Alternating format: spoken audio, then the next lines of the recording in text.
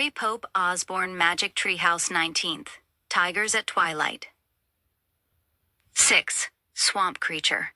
Caw, caw, awk, awk, awk. Jack slowly came out of his dream. He opened his eyes with a start. He was surrounded by hazy sunlight. Where am I? He thought in a panic. Then he remembered he was in India, on an elephant's back. He sat up. Through the haze, he saw that Saba was standing on a muddy stream bank. Jack yawned. Where was Annie? The other elephants were upstream. They sprayed water on each other with their trunks. Teddy, Ka, and Ko were at the edge of the forest. Teddy sniffed the tall grass. The langurs ate flowers. Good morning, called Annie. She was sitting on a big black rock downstream. She was barefoot and soaking wet. Hi, said Jack. How did you get down? Teddy and I slid off Saba into the mud, said Annie. Try it, but throw down your sneakers and backpack first. Annie went to Saba's side. Her feet were buried in mud up to her ankles. Jack threw his things to Annie. Then he patted Baba's rough, wrinkled skin. Annie went to Saba's side. Her feet were buried in mud up to her ankles. Jack threw his things to Annie. Then he patted Saba's rough, wrinkled skin. Thanks for the ride, he said softly. The elephant touched him one last time with her trunk. Jack slid down her side feet first and fell into the mud. He caught himself with his hands. They sank into the mud past his wrists. His glasses were spattered too. Wash off in the stream, Annie said. She put Jack's pack and shoes on the rock while Jack waded into the cool water. He washed the mud off his hands and feet. He rinsed off his glasses. Then he looked around. Saba had joined the rest of the herd. The elephants looked beautiful in the morning mist. Everything looked beautiful. Yellow and blue water birds spread their wings. Mossy hanging vines swayed in the breeze.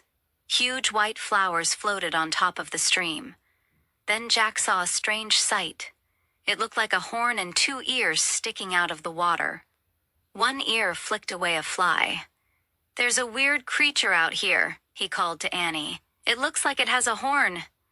Annie waded into the stream. I better check the book, said Jack. He hurried to his pack, wiping his wet hands on his t-shirt. He pulled out the India book. There was a picture of a horn sticking out of the water. He read, The one-horned rhinoceros, or rhino, washes in a forest stream. Rhinos are not usually dangerous, but because they do not see well, they sometimes charge at things by mistake. A loud noise will usually stop them. Jack felt sorry for the rhinos. Too bad animals can't wear glasses, he thought. He read more. The Indian rhino is a very endangered animal. This means that there are not many left. People called poachers kill them and sell their body parts as medicine and good luck charms. Jack started to take out his notebook. Just then, a slurpy, sloshing sound came from the water. Whoa, said Annie. Jack looked up. The rhino rose from the stream. He looked like an ancient swamp creature. Oh, man, said Jack. The rhino peered at Annie with his tiny eyes. Then he snorted and lowered his head. His horn pointed right at Annie. Make a loud noise, Jack yelled. Annie clapped her hands and shouted, We come in peace. The rhino stopped. He grunted. Then he sank back into the water. Annie laughed. Whew, said Jack. I better take some notes about that big guy. Arf, arf, Teddy barked from the edge of the forest. And I better get Teddy, said Annie. She hurried out of the stream and ran to get the dog. Jack pulled out his notebook and wrote, One-horned rhino, an endangered animal, needs glasses. Jack, shouted Annie. She was racing toward him, with Teddy at her heels. Come quick. What's wrong? He said. We found something terrible. Annie was close to tears. Really terrible. 7. Trapped. Jack threw his things into his pack and followed Annie to the forest edge. Teddy stayed close to them, whining. Ka and Ko bounced around, chattering nervously. As Jack got closer, he saw a tiger. The tiger was lying on his side, completely still. His eyes were closed. His front paw was caught in a trap. "Is he dead?" said Jack. "No, he's still breathing," Annie said. A tear ran down her cheek. "He's worn out from struggling. He must have gotten caught last night. That's the sad sound we heard." "What can we do?" said Jack. "We have to free him," said Annie. She started toward the tiger. "Wait, wait!" Jack grabbed her. "Tigers eat people, you know." He took a deep breath. "Let's see what the book says first." "Hurry," said Annie. Jack opened their India book. He found a chapter called Tiger Traps. He read, "Poachers catch Indian tigers with steel traps. This is against the law. After trapping a tiger, they kill it and sell the body parts for money. Like the rhino, the tiger is a very endangered species. If the killing does not end, they both face extinction.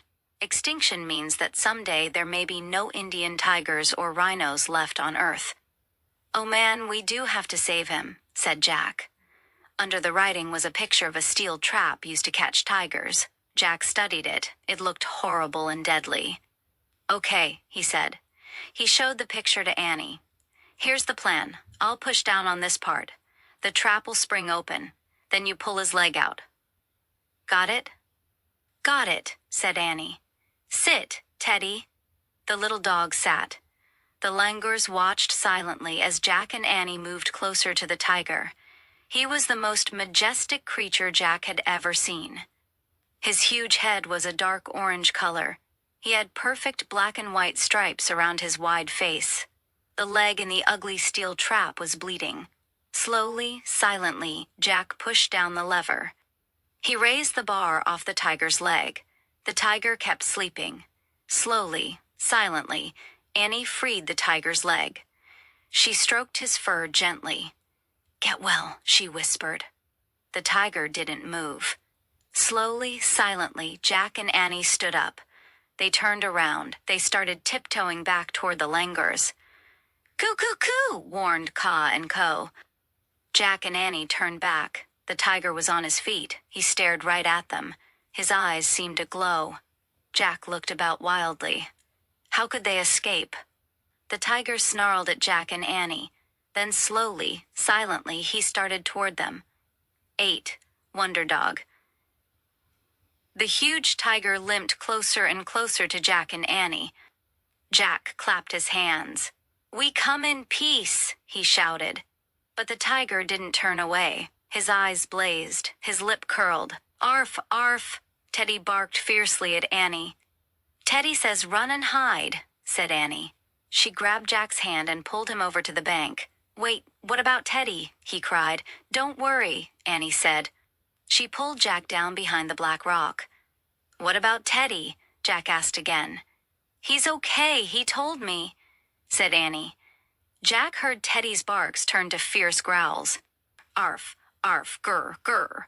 The growls grew louder and louder. "That doesn't sound like Teddy," said Jack. Then suddenly there was silence, a strange silence. "Teddy?" Annie asked. Now she sounded worried. Annie raised her head. She and Jack both peered over the rock.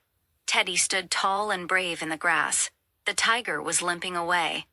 He disappeared between the trees. All the forest seemed to hold its breath until Annie broke the silence. "Teddy, you're a wonder dog," she said. The langurs clapped and jumped up and down. "Arf, arf." Teddy was just like a small, scruffy dog again. He wagged his tail and ran to Annie and Jack. Annie scooped him into her arms. "You saved us," she said. "How did you drive away that tiger?" asked Jack, rubbing Teddy's head. "Did you turn into a wild dog?" Teddy just panted and licked them both. Jack pushed his glasses into place and looked back at the forest. "Well, I guess we won't be getting a thank you gift from that tiger," he said. Annie laughed. "I guess not," she said. "I wonder where our gift is, and I wonder where the treehouse is," said Jack. Ka and Co chattered at Jack. Then they bounded down the bank, waving their arms. "They want us to follow them again," said Annie. "Come on." She and Jack grabbed their things off the rock. They hurried down the stream after the langurs. The water shimmered in the early light. Silver fish leaped into the air. Teddy bounded ahead with Ka and Co. Soon they disappeared around a bend. Jack and Annie followed them. When they went around the bend, they saw a man sitting cross-legged on a rock. The langurs sat close to him. The man's eyes were closed. He had long white hair and a long white beard. His skin was brown. He looked very peaceful. 9. The Hermit.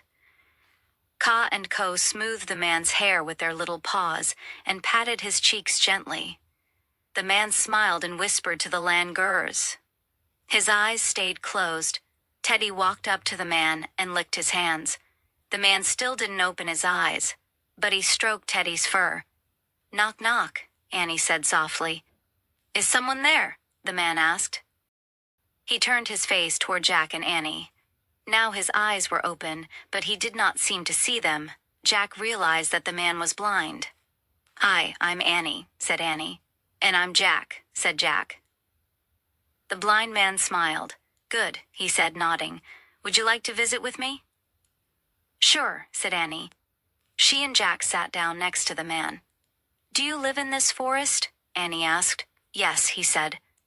"Are you a hermit?" Jack asked. "Yes," the blind man said. "What's a hermit?" said Annie. "Hermits live far away from other people," said the blind man. "We like to be alone to think. I live in the forest so I can learn from nature."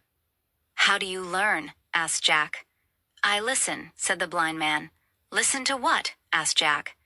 "To the chatter of the monkeys, the rumble of the elephant, the roar of the tiger," said the man.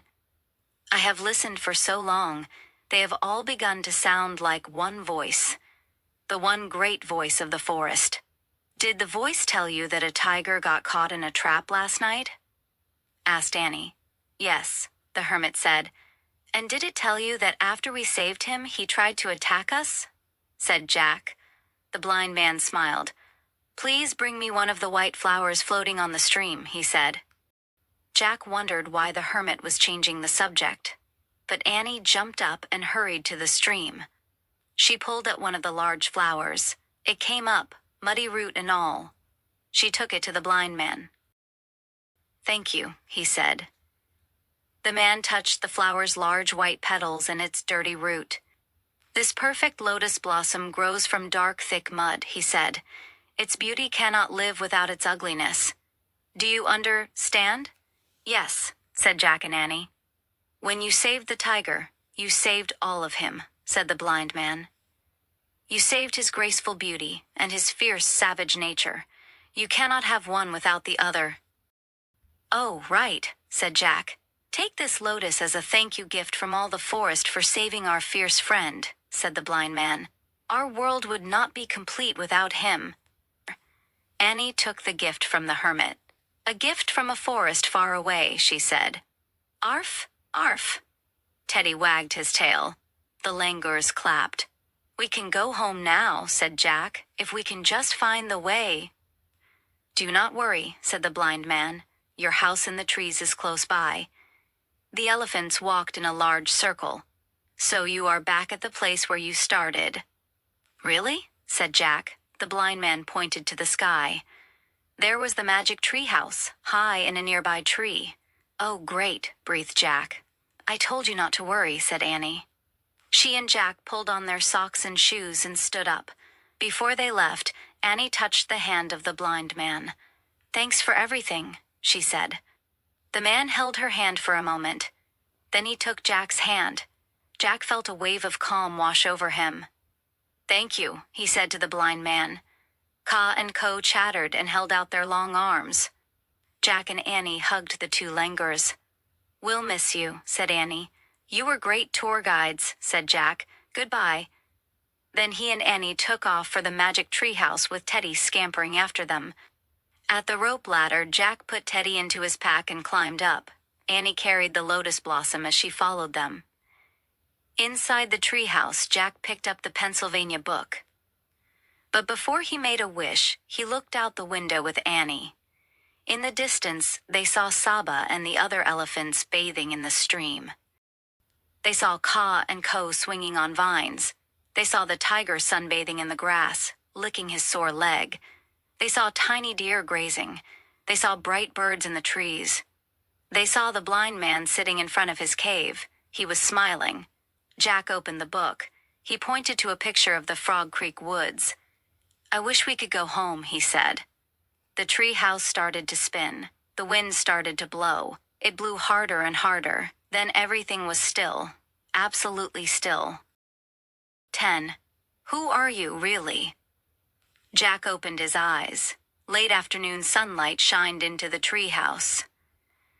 "Our third gift," said Annie. She put the lotus blossom beside the pocket watch from the Titanic and the eagle's feather from the Lakota Indians. "One more gift," she said to Teddy, "and you'll be free from your spell." The little dog licked her hand. "Hey, tell me this," said Jack. "How did you know Teddy wanted us to hide behind that rock?" Annie shrugged. "I just knew," she said. "I think I saw it in his eyes." "You did?" Jack looked into Teddy's eyes. The little dog tilted his head and stared back at Jack. Teddy's eyes twinkled, as if they held many secrets. "Who are you, really?" whispered Jack. Teddy just smiled a doggy smile and wagged his tail. "Come for us again soon," Annie said. "Okay?" Teddy sneezed, as if to say, "Of course." Jack grabbed his pack. Then he and Annie climbed down the rope ladder. When they stood on the ground, they looked up. A little black nose was poking out the treehouse window. "Bye," they called. "Arf, arf." Jack and Annie took off between the trees. Birds sang in the twilight. Squirrels scampered playfully through the leaves. The Frog Creek woods were very tame after the forest in India. Soon they came to their street. As they walked to their house, the last bit of daylight was slipping away. Before they went inside, Jack and Annie sat on their steps. "I have 2 questions," said Jack. "If the hermit couldn't see, how did he know about the treehouse? And how did he know that we had traveled all night with the elephants?" "Easy," said Annie. The one great voice of the forest told him. Said Jack. He closed his eyes for a moment and listened. He heard a car going down the street. He heard a woodpecker pecking. He heard crickets chirping. He heard a screen door opening. He heard a mom saying, "Time for dinner, kids." All the sounds were like one great voice, the one great voice of home.